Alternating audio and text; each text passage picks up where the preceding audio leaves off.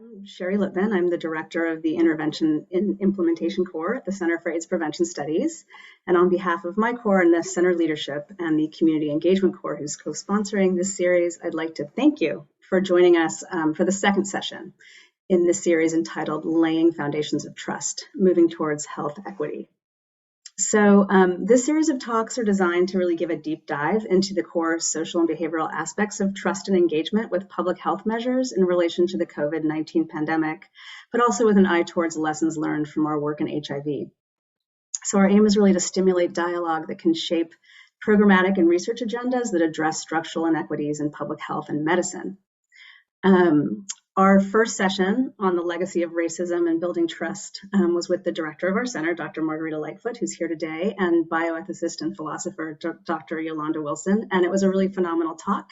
And Rochelle has confirmed that it is accessible by on our website and is going to link in the chat if it hasn't happened already. So you can all go back and watch that if you'd like. Today, we have two amazing speakers to address the topic of community engagement, representation, and respect. So they'll be focusing their presentations on examples of competent engagement and representation of communities of color in HIV and COVID research, practice, and communication. We have two more sessions coming up after this one.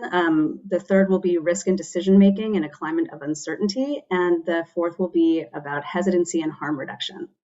So we hope you'll join us for all of the sessions. Again, they'll be posted on our website. Before we get going today, just a few administrative notes. This is being recorded, as Rochelle noted, and you've all probably seen a pop-up, so we hope that's okay with everyone. There will be a survey that pops up towards the end of the session today, and we hope you take a few minutes. It's just a couple of questions to let us know what you thought of the session. We'll save about 15 to 20 minutes at the end of the presentation for questions. So we hope that you can put those into the chat, and our fearless leader, Judy Auerbach, will be moderating the question and answers. So right now I'm going to hand it over to Judy to moderate the discussion and introduce our speakers. Thanks, Sheri, and thanks, Rochelle, who is really our fearless leader in all of these things. Welcome, everyone. I'm very excited to see how many people are joining us for this town hall.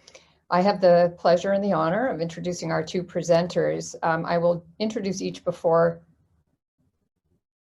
their, I don't know what pronouns each of you use, respective talks. So starting with Michelle Andrastic, who's a clinical health psychologist, and she is director of social and behavioral sciences and community engagement at the Fred Hutchinson Center in Seattle, and particularly the HIV Vaccine Trials Network and the COVID-19 Prevention Network that are housed there. Michelle's work focuses on addressing health inequities and inequalities among Black, Indigenous, and other people of color and gender and sexual minority communities. She's an expert in community-based participatory research, historical trauma, and mixed methods research, and she has extensive experience working with communities and community organizations, both as a research and a service provider. So without further ado, Michelle, I'm going to turn things over to you. Okay, let me unmute myself. Hopefully everyone can see my screen. Yes. Great. Okay, well, thank you so much for inviting me here to share your space with you today. I'm going to be presenting on the work that we've done at the HIV Vaccine Trials Network and how we utilized our work to pivot to the COVID-19 to address COVID-19 vaccines. So I just want to spend a few slides giving you a background of the Hvtn community engagement model, which has been developed over the course of 3 decades. And it really conceptualizes community engagement as equal parts community education, recruitment, and retention. And community members, period, are at the heart of everything we do at the Hvtn, and this transferred over into the COVPN. You know, it's understood that without community, we can't move our work forward. So everything we do is focused on community. All of our clinical research sites, or CRSs, are required to have active community advisory groups with clear lines of communication and to leadership. That each of the clinical research sites is also required to have an annual community engagement plan, and these community engagement plans are to be developed in partnership with the CABs and community engagement staff that are at each of the sites. We recognize and our sites understand that community engagement is a collective responsibility that is shared across all staff at all levels. And I think the final thing I wanted to note in this is that central to all of our efforts is the utilization of good participatory practice as a framework. And we utilize various behavioral theories to guide our work, and we've published much of this. And much of what we do is really looking at how to truly engage community members at each phase of the clinical trial process. So when the HIV Vaccine Trials Network Leadership Operations Center was approached to lead the COVID-19 prevention network in March of 2020, the community engagement team was tasked with leading the community engagement efforts for the 5 US government-funded COVID vaccine efficacy trials. So the Moderna, AstraZeneca, Janssen, Novavax, and Sanofi trials. And it really was our long-standing HIV community engagement efforts that allowed us to quickly pivot to a COVID focus. And pivoting to this COVID-19 work required reaching out to all of our existing partners and to new partners in areas where we had not worked before, like meatpacking industries and with older adult populations. And so we spent the first several months of our pivot on the phone discussing the barriers that communities were faced with in terms of trial participation, some of the challenges that they were facing in the COVID reality, and identifying processes to ensure community input into the research protocols and community engagement efforts.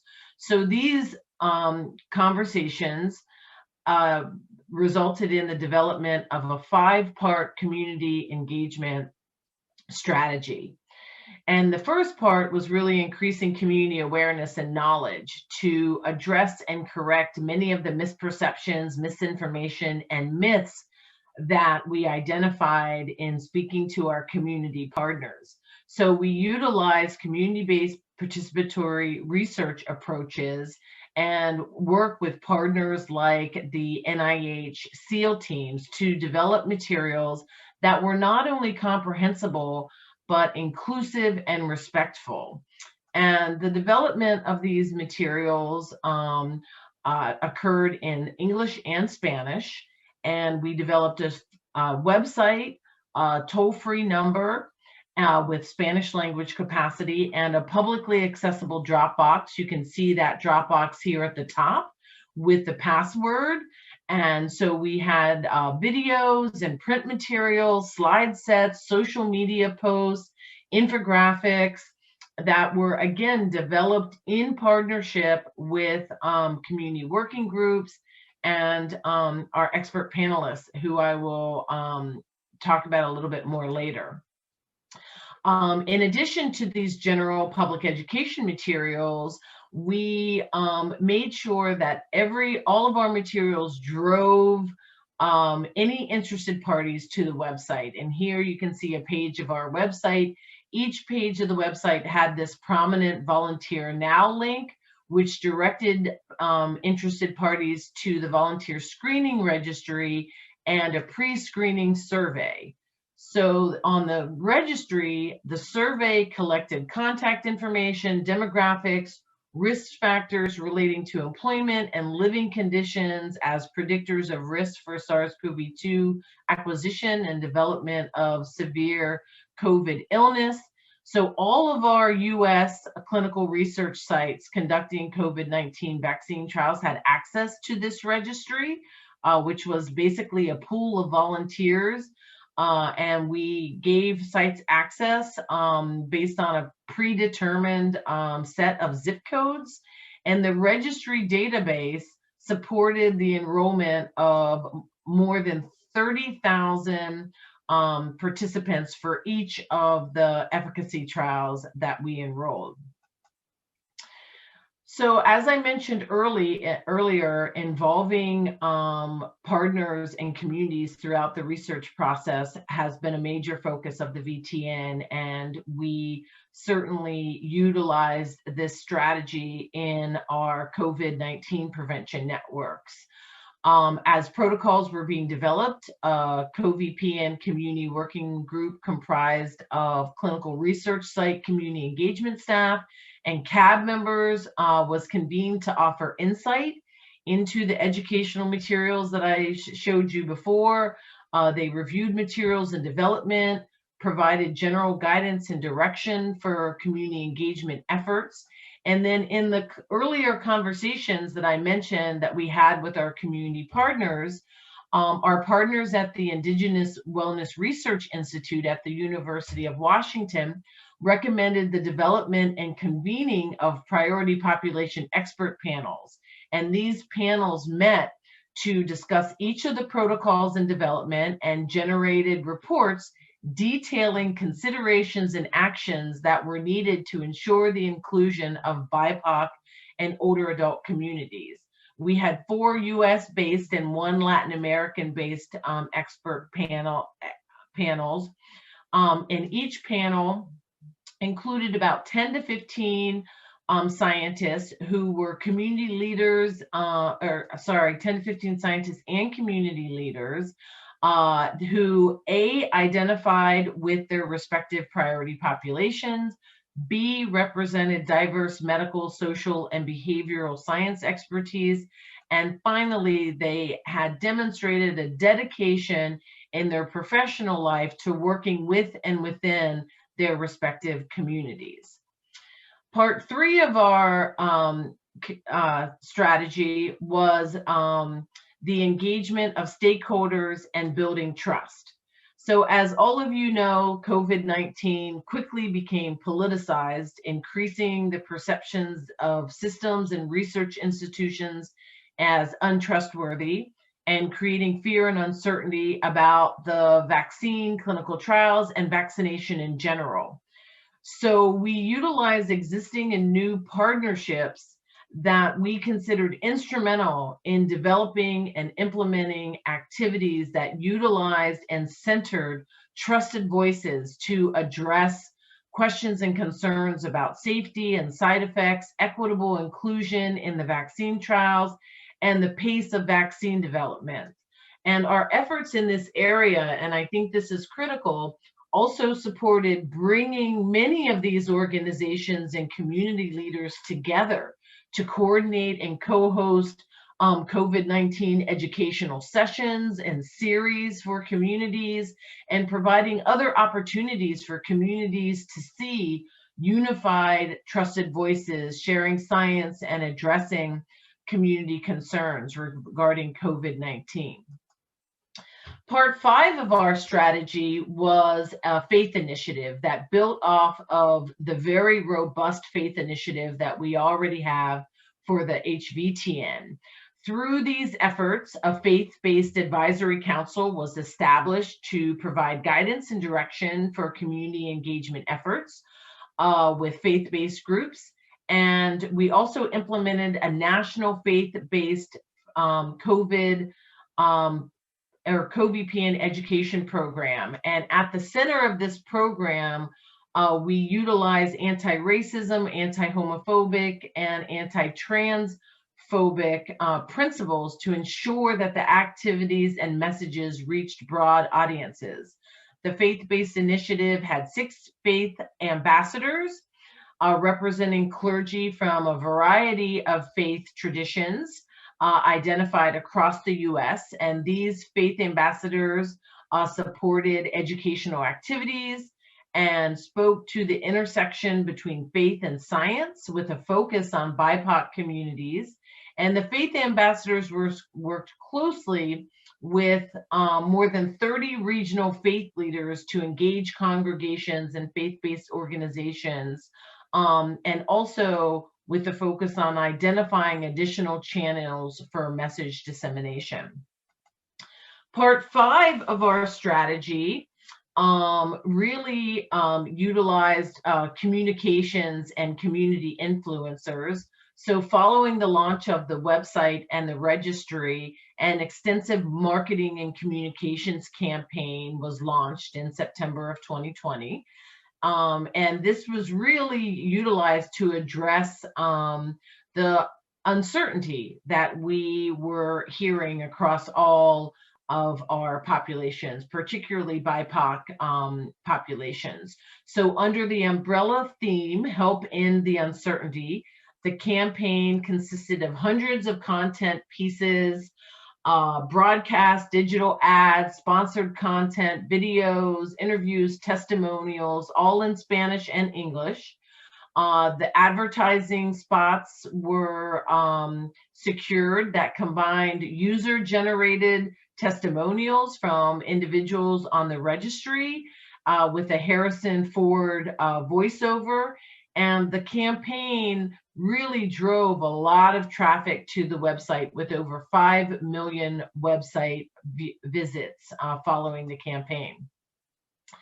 So I just want to give you a little bit of the data with regard to our efforts in engaging BIPOC individuals. So to the right, you can see the racial groups, the cumulative racial groups, and then the racial composition for the Moderna, AstraZeneca, Janssen, and Novavax trials. And these are the trials for which we currently have data.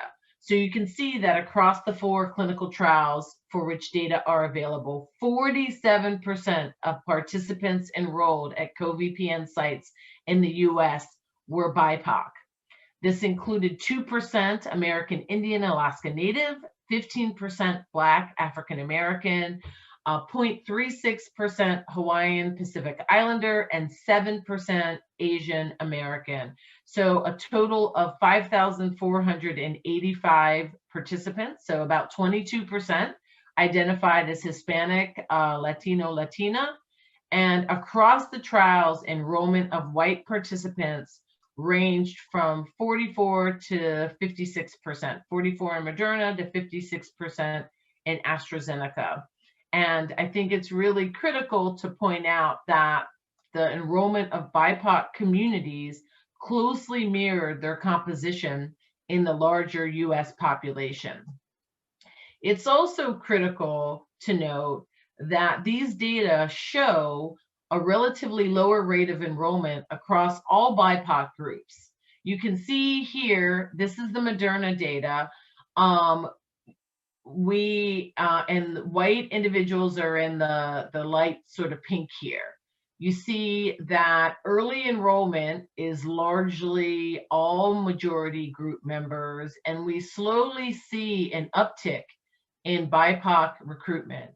But white enrollment at all points up until the September 11th, which is when actions were taken to slow white enrollment. And then you can see later in September 30th, another action was taken to halt white enrollment, although there were white individuals already in the queue. So you can see that they're here, but at all points, white enrollment will outpace BIPOC enrollment. So what we have had demonstrated here, which we were aware of before, is that without meaningful engagement and pre-established parameters for enrollment, white enrollment quickly outpaces that of BIPOC enrollment. And we see these same trends for AstraZeneca and for the Janssen trials, almost mirror data points, and I did include them here because I wasn't sure if I'd have enough time. And then the final trial out of the gate so far has been the Novavax trial. It opened several months after the other trials, and it benefited considerably from ongoing community engagement efforts and greater and more diverse volunteer registry records. And so what we see in Novavax is that while the outpacing still exists, we see a higher percentage of enrollment of BIPAC individuals. It's constant throughout the Novavax accrual period. So I just want to thank you again. I know this was really rushed, but I wanted to leave time for the other speaker and not go over my 15 minutes. So thanks again for inviting me. Great. Thank you so much, Michelle. That was fantastic. I think just because I want to ensure there's sufficient time for Tina to do her presentation, we'll move right to Tina's. There is some overlap too around communications, media campaigns, messaging, which I think will be interesting. I am taking note of questions that have appeared in the chat, and I'll pose them back to you after Tina's presentation. Okay. So moving right along, I'd like to introduce our second speaker, who is Tina Hoff.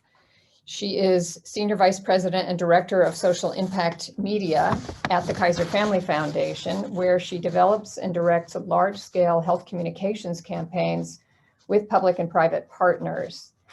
I believe Tina may be our only Emmy Award-winning town hall speaker to date, but that's really a wonderful thing to know about her. And this comes from it's Emmy, actually, and Peabody Awards for work that she's done on behalf of Kaiser Family Foundation with media outlets like Viacom, MTV, BET, and Univision, among others, which pioneered a new model for working with media on social issues. In 2009, she created a campaign you've probably all heard of called Greater Than AIDS, which really was a leading national social marketing initiative, delivering information, but also trying to mitigate stigma related to HIV.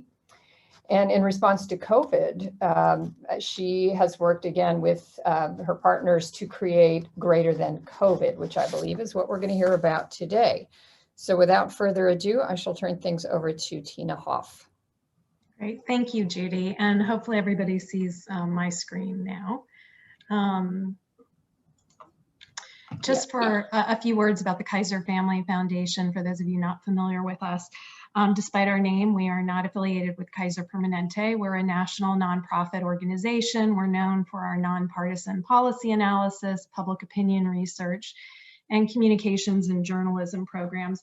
We're also an operating organization, which means we run and develop our own programs. And as Judy mentioned, for the past 20 years, we have focused on public information campaigns addressing HIV and sexual health. We developed some of the earliest partnerships with media companies around these issues. And more recently, through Greater Than AIDS, have done large-scale partnerships with health departments. We launched Greater Than COVID last year in response to the emerging pandemic to help individuals take charge of their health. In January, as the vaccines were beginning to become available, we began looking at information needs around the vaccines, particularly among communities of color, and how messaging could help build confidence in the vaccines. Through an ongoing COVID vaccine monitor project that the foundation runs to track public attitudes and experiences with the vaccines, we saw early on indicators that a sizable share of the population across racial and ethnic groups were saying they had not yet fully committed to getting the vaccines, that they wanted to wait and see how it was going, which I think is understandable. It's new, it was fast, and people wanted to understand more. We also saw that many of those in that wait and see group had questions. Again, things that I think would be reasonable to ask: how well they were working, how they were safe, how we knew they were safe, questions about the process and the development process. And the people that they most wanted to hear from in answering these questions are healthcare providers by far and away. And knowing, having these insights and also drawing on our work in HIV and some experiences that we've had running successful projects featuring healthcare workers talking about HIV issues as part of our Ask the HIV Doctor series, We teamed up with Dr. Reed Tuckson at the Black Coalition Against COVID and Dr. Rhea Boyd, who some of you may know. She's a Bay Area pediatrician and public health advocate, to develop a video series featuring Black healthcare workers, doctors, nurses, and researchers to answer the questions that we were hearing from the Black community. As Dr. Boyd wrote in an op-ed in the New York Times recently, everyone deserves access to credible information along with access to the vaccines themselves. These are critical aspects of a vaccine equitable distribution. On March 4th, we launched The Conversation, which is a video series featuring the healthcare workers, and we got an enthusiastic response to the campaign. You can see here some of the comments on Twitter at the time of launch, including shout outs from the White House, as well as many prominent Black health and community leaders who've continued to work with us to help amplify the messaging across their campaigns. We have additional content for Latinx and Spanish language communities that will be coming out in a few weeks that we're developing with UNIDOS US. And we've been getting strong interest in this type of messaging from those working with these communities as well. To give you a sense of the approach, and since this is a video project, I thought I would use some of my time to show you some of the content. So let me share my screen for video. And this is an anchor video that launched the series, and I think it'll give you a little sense of what the campaign is about. Hello, Black America, and people who pay attention to what Black folks are doing. My name's W. Kamau Bell. There's good news out there. There's a COVID-19 vaccine. Yay! But the bad news is, as Black folks, it's hard to trust what's going on. So what do? Well, we turn to people we can trust. Black folks. But not just your uncle at the cookout. No. Actually, not him at all. I'm talking about Black scientists, Black doctors, and Black nurses. Okay, first question. The vaccine happened fast, like super fast, like Usain Bolt headed to the bathroom fast. Is that something we should be concerned about? Having an emergency authorization for these medications was critical, but that doesn't mean any steps were cut. Anything where money could be traded off for time, that was happening. Like, money was no object. They still have all of the rigor that they use for approving any vaccine. So we can feel confident that the science is still there. The messenger RNA technology has been in development for the last 12 years. So even though you hear this thing about warp speed, believe me, that was not warp speed. And I think the data is real. It suggests it's highly effective. About a week or so after your second dose, the people who had gotten the placebo or who didn't get the true vaccine, their rates of coronavirus continued to climb, whereas the people who had gotten the vaccine, it just flattened out. And what about side effects? Soreness from the injection site. I had a little bit of arm soreness. Arm sore? Is that a side effect? My arm's sore right now. The common things, soreness at the injection site, headache, fever, maybe a swollen lymph nodes. The second dose is when there's more common, those systemic side effects. Is this like one of those pharmaceutical commercials where at the end they talk real fast about the side effects and it's like, you're also going to get hair from your eyeballs and vampirism? My sister texted me the second day after I got the first vaccine, and I remember she was like, "Are you a zombie yet?" And we just laughed like, "No, I'm not." So the big answer is no. And the reason being is we are not injecting the virus into your body. The vaccine is training your body. It is making those antibodies to fight that disease. So I view it as a positive thing. So here's a question from everybody's uncle. And since I'm an uncle, it's a question from me too. Are the drug companies just trying to get rich off this? The drug companies will certainly get rich. Oh, drug companies are always trying to get rich, but that's not the point, right? That is really how a lot of our innovation happens. That is why the drug companies will spend millions upon millions in research. Were Black and brown people a part of this process, or was it only like white folks, like NASCAR white folks? The trials were intentionally broad and inclusive. Yeah, Black and brown folks have been recruited for the clinical trials. We have ensured that each of the 4 historically Black medical schools, that we are all vaccine trial sites. So here's the big question. How much are you charging us for this vaccine? Right now, getting vaccinated is free. Free? Yes, it's free. Like free. It will be free. Like not even free 99. We have not charged anyone. Okay, should I be suspicious that you aren't charging us? No, because there are some things that the government invests in that for the good of the people. Taxpayers like you and I contributed to the development of these vaccines. What if I'm not worried about getting COVID-19? Like you could say, I never had smallpox. I've never had tetanus. Why do I need the shot? That's why we give vaccines. Vaccines are prevention. I pretty much tell people you're going to be exposed some kind of way, right? So you better be ready to fight. And what about you? Have you? Will you? I got my first dose about 3 weeks ago. I have not gotten the vaccine yet, but rest assured, I'm anxiously waiting. I definitely will be getting vaccinated when my turn comes. I was scared getting it, and then after I got it, I was like, oh, well, I guess it wasn't that bad. When the vaccine went in, I felt this intense amount of honor. Like a lot of people, I like to get my medical information from bizarre, dark corners of the internet that haven't been vetted. Is that a good idea? Oh, dear. Please do not continue to do that. That is definitely not a good idea. Unfortunately, on the internet, pretty much anyone can post anything. There are no microchips. There's no stealing of your DNA. No, none of that is happening. Thank you, doctors. All right, I'll let you get back to work. And thank you for allowing me to ask you these questions. But before you go, just want to let you know, your parents are super proud of you. It's all they can talk about. So as you saw there, we had W. Kamau Bell, who is a Bay Area local comedian, host of United Shades Black on CNN, who hosted the conversation with the healthcare providers. I suspect you might have recognized a few of them. We filmed here in Oakland, in Atlanta, and in DC for this messaging. And the series has done really well. I think people really responded to the honesty, the transparency, and the humor of it. I have one more short clip. This is a very quick clip. It's from an interview with Kamau after we finished filming that I think sums up what the objectives were here and why this kind of messaging is so important. I think there's a lot of misinformation out there. I've seen a lot of misinformation online. I understand why Black folks are nervous about the vaccine. I understand why intelligent, well-educated, thoughtful Black folks are nervous about the vaccine.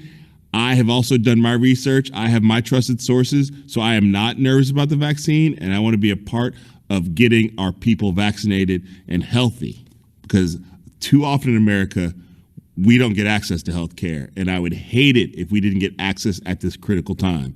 If everybody else gets a vaccine and doesn't have COVID and we're still being ravaged by COVID the way we're right now, that would be a sin and a shame. So I have to be a part of the solution here.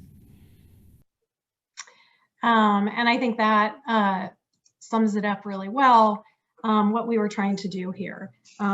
Give people access to information, allow people to have resources they needed to make a choice as the vaccines became available to them. On the screen now, you're seeing our YouTube page. In addition to the anchor video, we have more than 50 FAQ explainer videos featuring the healthcare providers. We've continued to add content to this as we've gone along. I was just mentioning to Michelle before we got started, one of her colleagues, Stefan Wallace, who's a co-author on the presentation she gave, was just featured in some additional videos talking about being in a clinical trial and the vaccine development process and how that continues. Now, wanted just to quickly note some of the statistics we've had. We've been out just over about a month and a half now, and we have YouTube, Google, Facebook, and other social media platforms supporting us and helping to get out the messaging.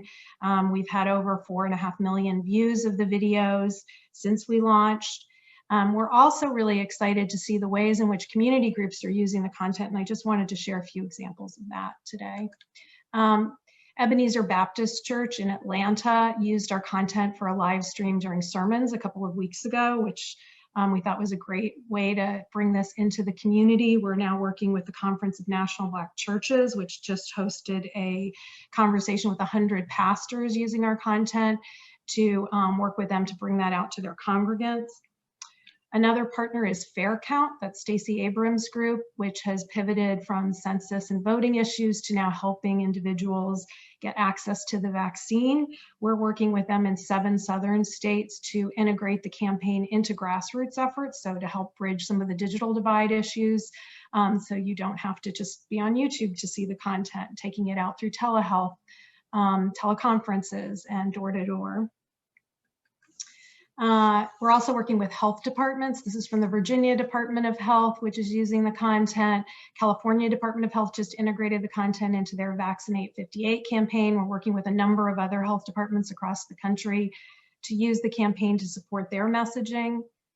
And actually, just before this webinar, my colleagues were doing another webinar with the county and state level health officials. We had more than 400 registrants on that webinar who were talking about how to bring the content into their communities and support community engagement.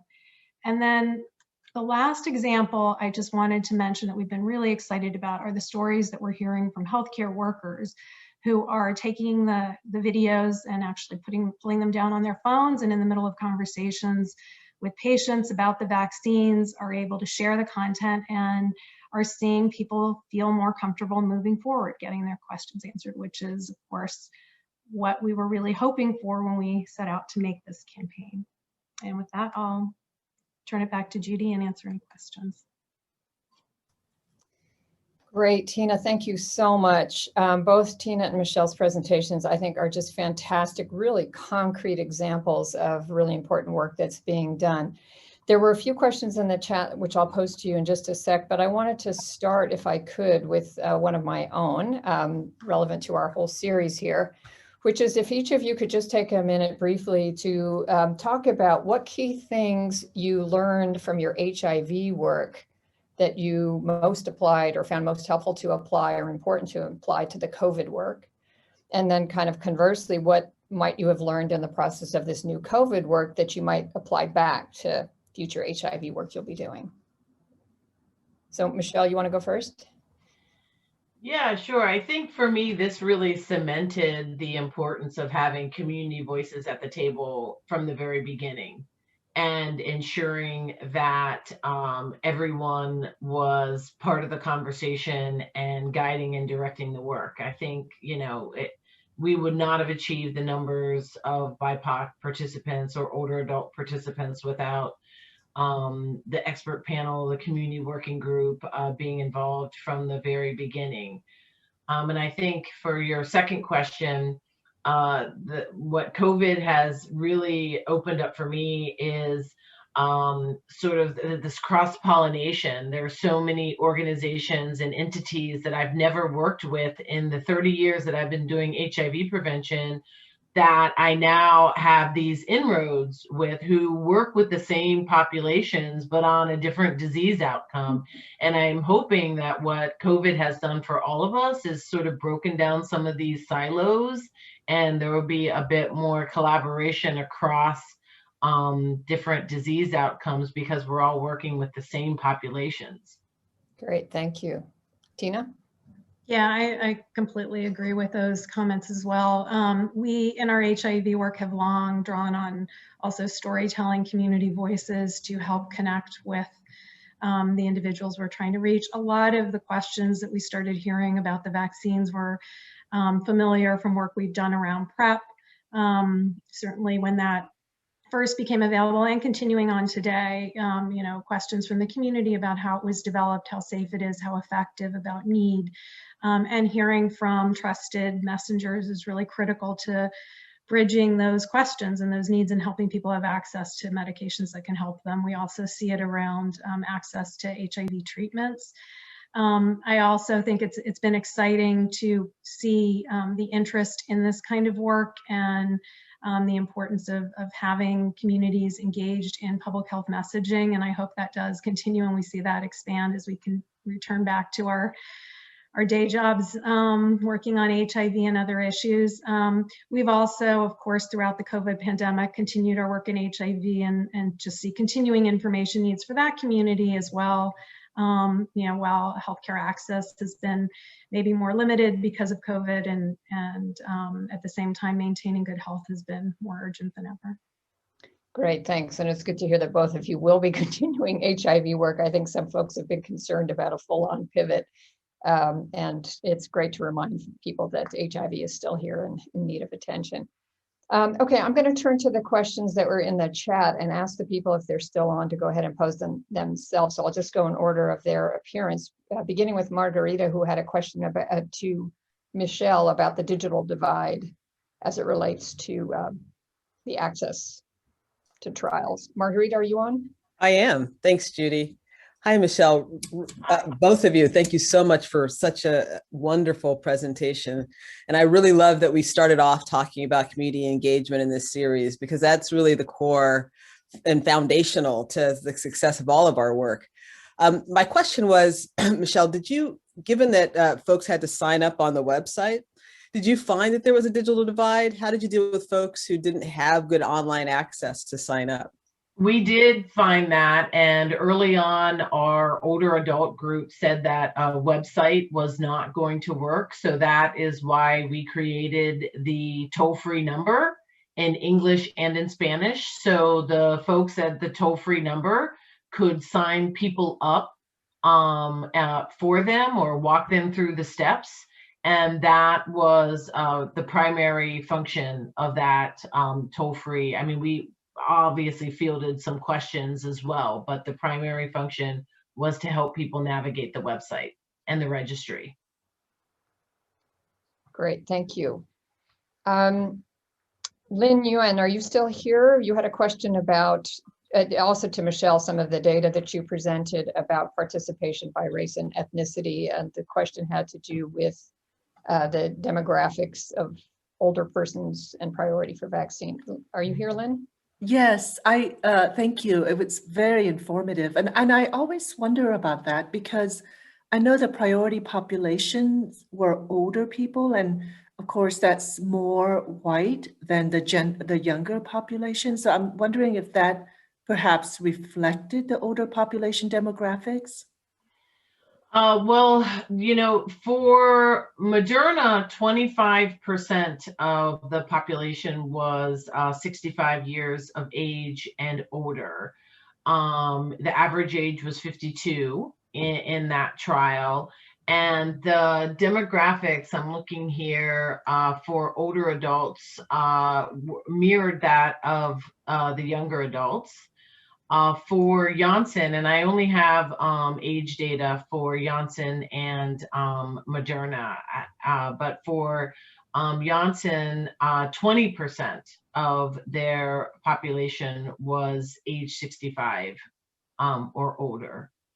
And the enrollment of participants 18 to 40 was limited in all of those trials to approximately about 20%. Great, thank you.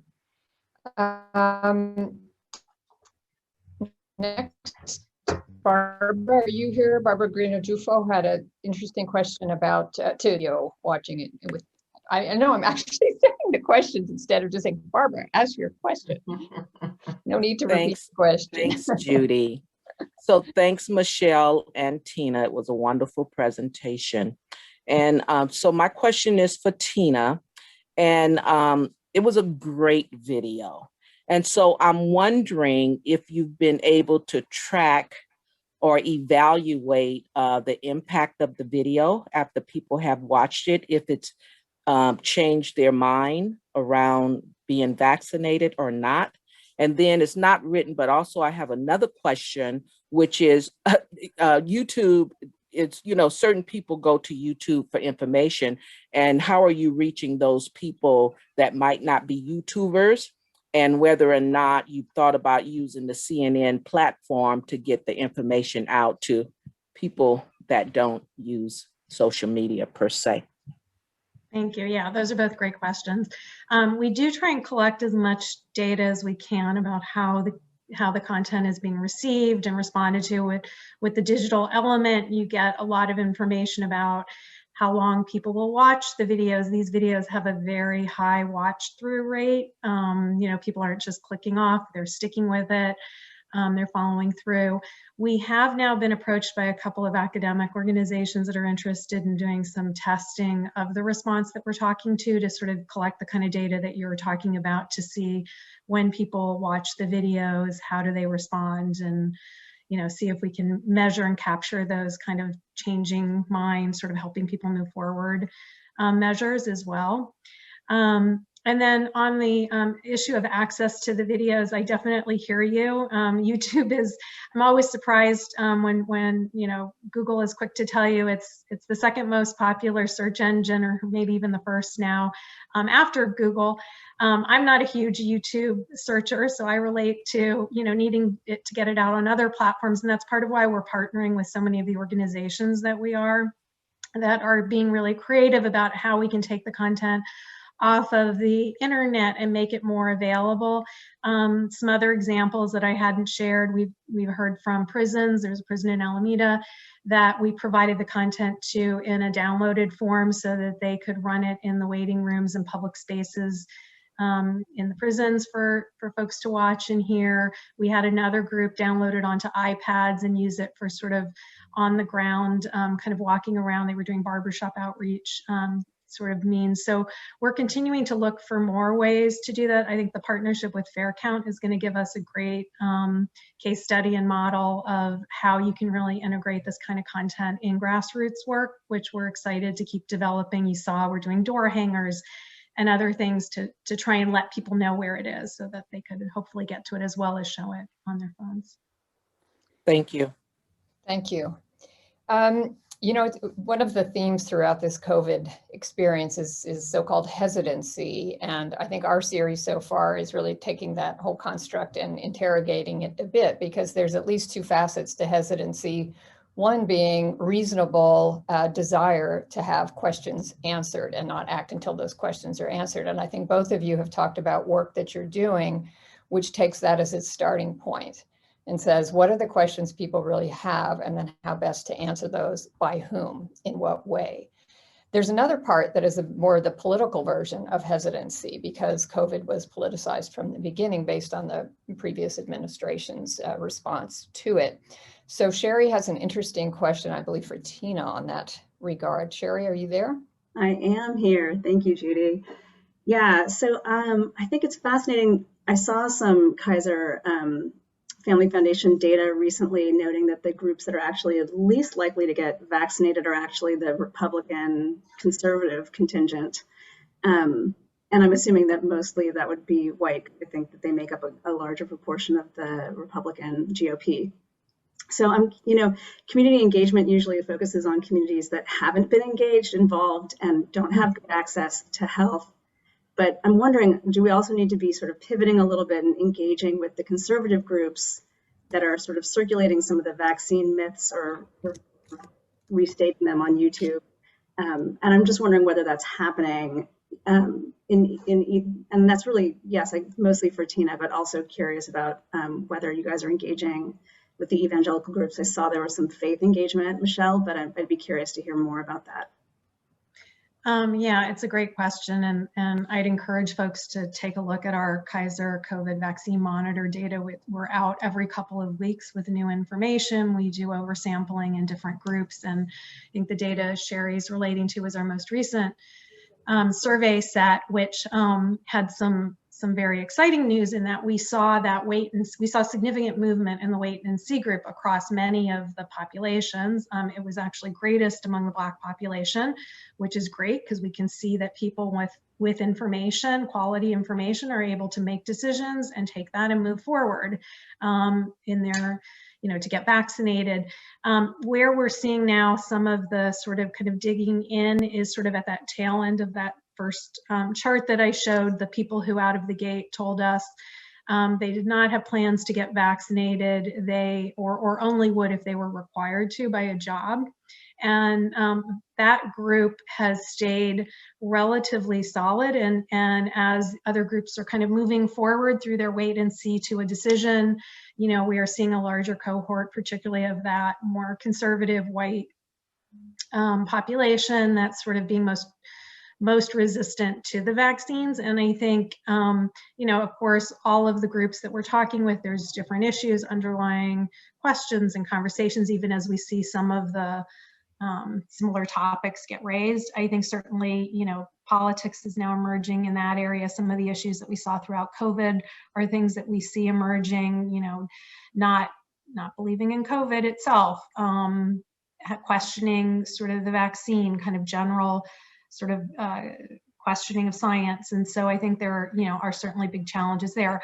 On a more positive front for the segment that is also, you know, tells us that they're making decisions, we see them also saying that they would be highly motivated by trusted healthcare workers. And I think there's certainly, you know, an opportunity to message to those groups as well. Michelle, did you want to answer? Well, we have really not focused on that general demographic, so I don't really think I have much to add to what Tina has already said. Well done. We don't have an additional questions in the chat yet. Is there anyone who would, not that I can't see everybody, so I'm going to give it a second if there's someone who has a question you'd like to raise or a point you'd like to make, including our speakers.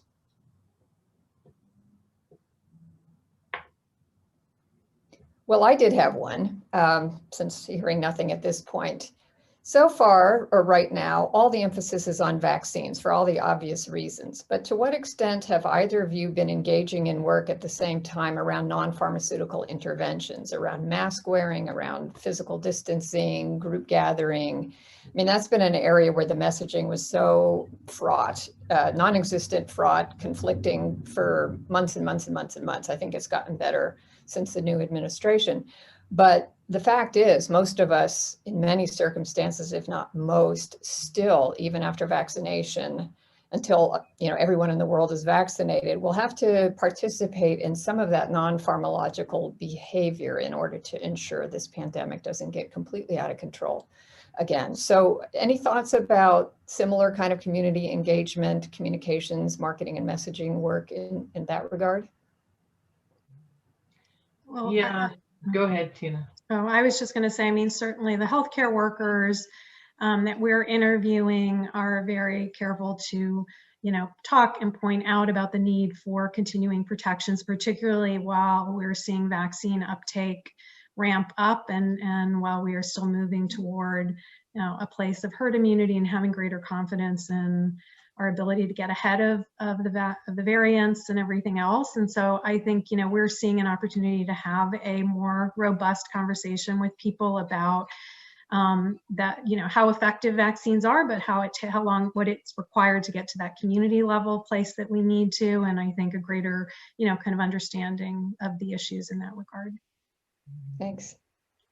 Michelle?